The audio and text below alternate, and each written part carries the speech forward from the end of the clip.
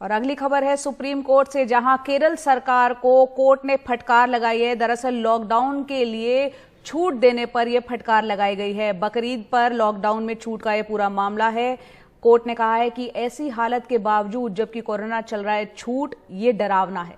केरल सरकार ने supreme court में जवाब दिया था, लॉकडाउन अनिश्चित काल तक नहीं बढ़ाया जा सकता है। केरल सरकार की तरफ से ये कहा गया था।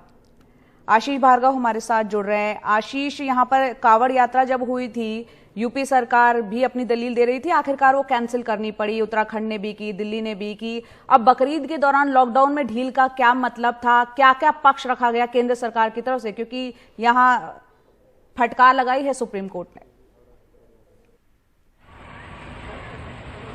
जी देखिए, केरल सरकार का ये मामला था। केरल सरकार ने कहा था कि वहाँ पर बहुत दिन से हालत खराब है, आर्थिक मंदी है, व्यापारी वर्ग परेशान था और उन्होंने ये केरल सरकार को भरोसा दिलाया था कि बकरीद पर वो प्रोटोकॉल का पालन करेंगे, विशेष सावधानी रखेंगे, इसलिए 3 दिन की छूट दी गई थी।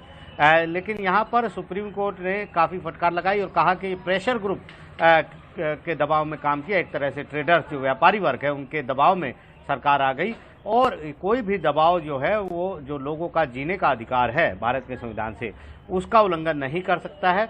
काफ़ी नाराज़गी जताई और कहा कि काफ़ी डरावना है, काफ़ी चिंता वाला ये मामला है कि जब मामले महामारी के चलते इतने केसेस बढ़ रहे हैं और उसमें केरल सरकार ने बकरीद के समय पर छूट दे दी।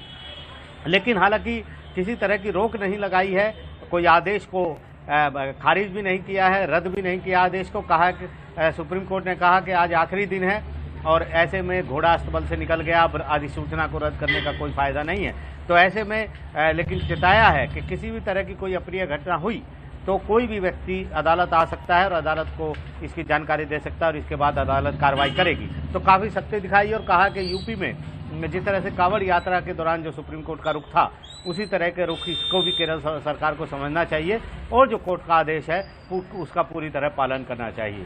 जी।